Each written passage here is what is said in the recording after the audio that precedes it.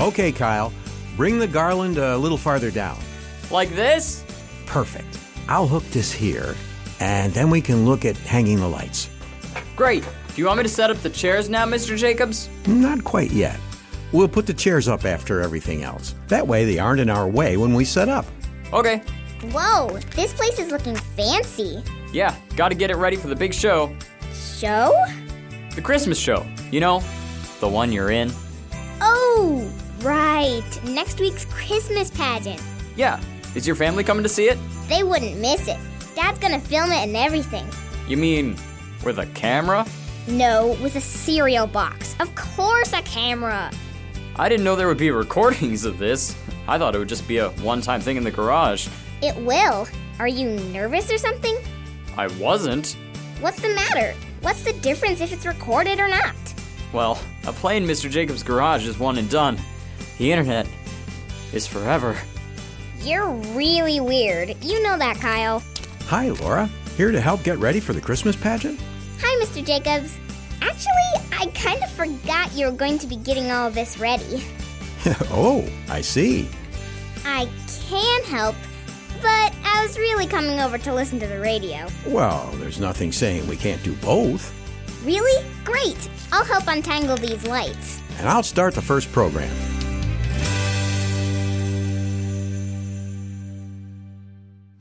How's this star look, Mr. Jacobs? That should work, Kyle. Will the extension cords still reach? Yeah, they look good. I can test it out. Go ahead, Laura. That looks great, you guys. This is going to... Be the best Christmas pageant ever? Well, yeah. A little cliche, isn't it? Meh, we're kids. We're used to it. Hello, everyone. Hey, Sam. What do you think?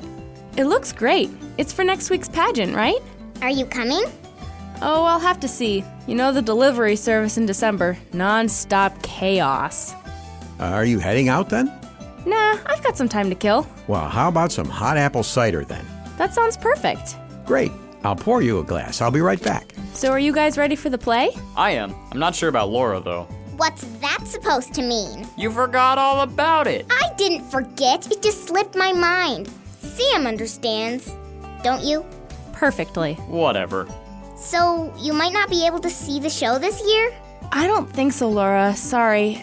It's just really busy at work, and every day towards Christmas gets busier and busier. I figured I'd better come on down while I had the chance and wish everyone happy holidays.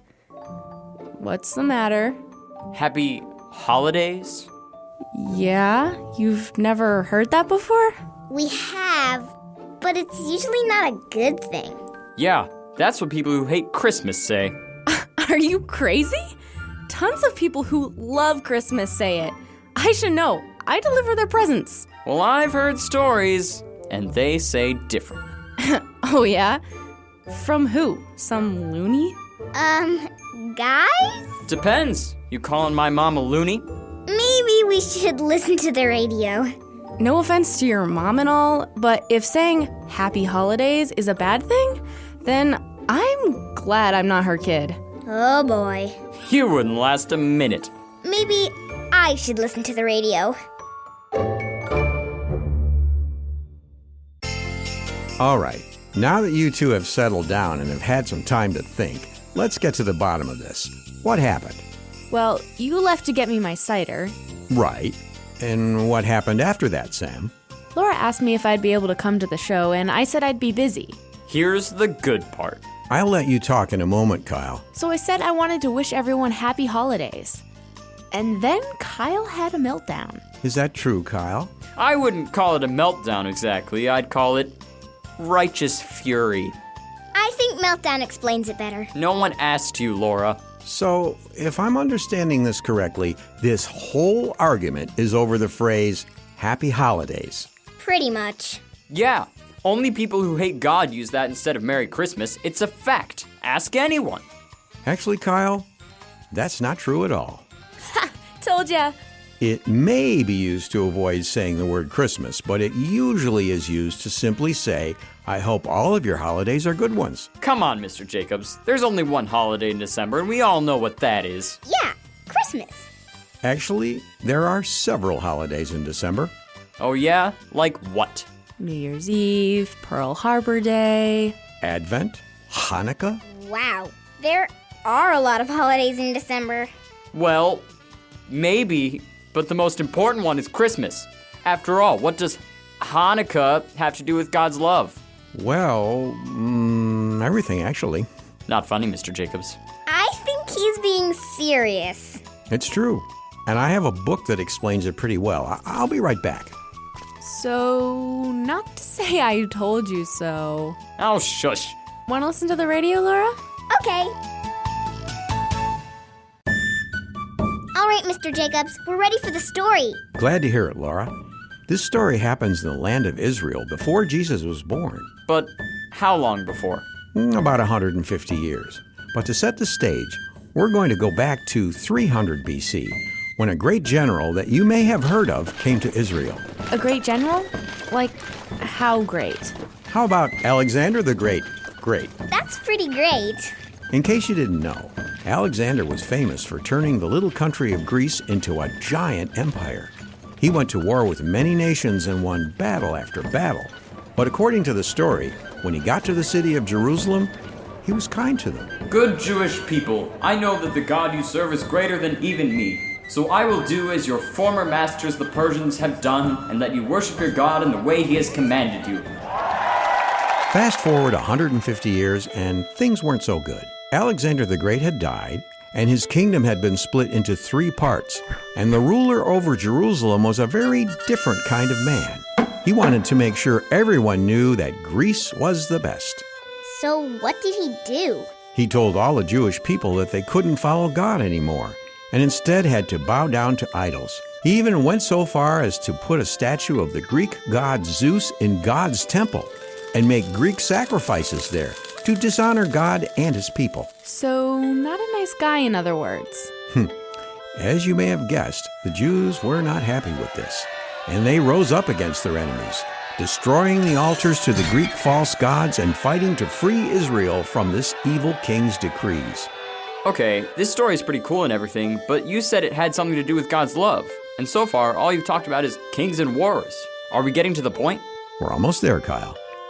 You see, when the Jewish people took back God's temple, it was quite a mess.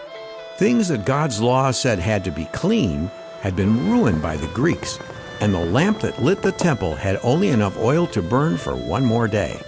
Now, I can't remember all of the laws about how God wanted the temple cleaned after something like this, but I do know that at another time, in 2 Chronicles chapter 29, it tells us that this whole process took up to 8 days.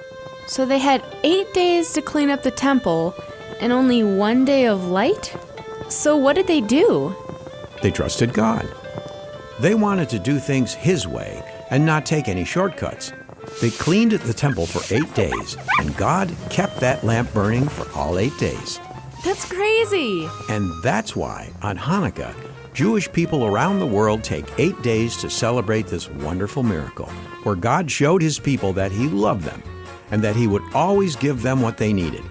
And to this day, this celebration is called the Feast of Lights, or the Feast of Dedication. So cool. Yeah, I guess it does show God's love. I guess it's a good holiday. I'm glad you approve. Yeah, I've got to do some thinking. Me too. But after I listen to the radio some more. Mr. Jacobs, I have a question about Hanukkah. Oh yeah? What's that, Laura? You said that the story behind it all happened before Jesus was born. Does that mean that Jesus celebrated Hanukkah too? That's what it says in John 10. Really? I hadn't put that together. But it makes sense. He was a Jew after all. It's pretty cool how it all fits together. And you know something interesting? The traditional greeting that Jesus would have used to greet his friends? You're not saying... Yep. Happy holiday. That's crazy. Are you okay, Kyle? You look concerned. Yeah, I'm just trying to figure something out. We're talking about happy holidays and how that's not a bad thing to say. Yes? I guess what I'm wondering is why my mom told me it was. Well, that's a little tricky. I can't tell you exactly why she may have said that. But it probably comes from the fact that some people don't like Christmas because it's a part of Christianity that's very popular. They don't want to be told about Jesus being born as a baby because they don't believe it's important. So instead of wishing people a Merry Christmas, they make a point to use only Happy Holidays instead. Yeah, and that's why we need to only say Merry Christmas. You know, to get back at them. Kill them with kindness. Haha. Kill them? Well, you know, it's an expression. Perhaps, but I think it shows a little more than you mean it to. Yeah, it seems to me that you don't really care if these people have a Merry Christmas or not. You just want to treat them the same way you think they're treating you. It's more complicated than that. If you say so. I've just noticed that a lot of times when people treat us Christians badly, we have a tendency to want to get back at them. Verses like Romans 12:19, Leviticus 19:18, and Proverbs 24:29 tell us that this is the wrong way to respond. Our job is to show God's love and kindness, even if we feel like someone is attacking God. Because let's face it, God's the best one to set them straight. And nobody learned how to be saved because of a Christian who was mean back. That's true, Sam. Another verse to remember is James 1:19, where God tells us to not get angry too quickly. The best example I can think of is Jesus. When he was taken to court and people were mistreating him, he didn't hit them with zingy comebacks and a nasty attitude. Instead, when he was dying on the cross, he prayed that God would forgive them. I don't think I could ever be that nice to people. Not without God's help, that's for sure. Well, this has been a great visit and I've learned a lot. But I'd better get back to work. My shift starts up pretty soon and I've got a lot of work left. See you guys later. I hope your pageant goes well next week. Bye. Does that help at all, Kyle? Yeah, I've got to work on my attitude a little. It's easy to get offended, you know? I do, Kyle. And I've got to work on that myself. Me too. Well, while we work on our attitudes together, why don't we set up the chairs for next week? All right, I'll start bringing the chairs in if you show me where they need to go. Sounds like a plan. And I'll turn off the radio.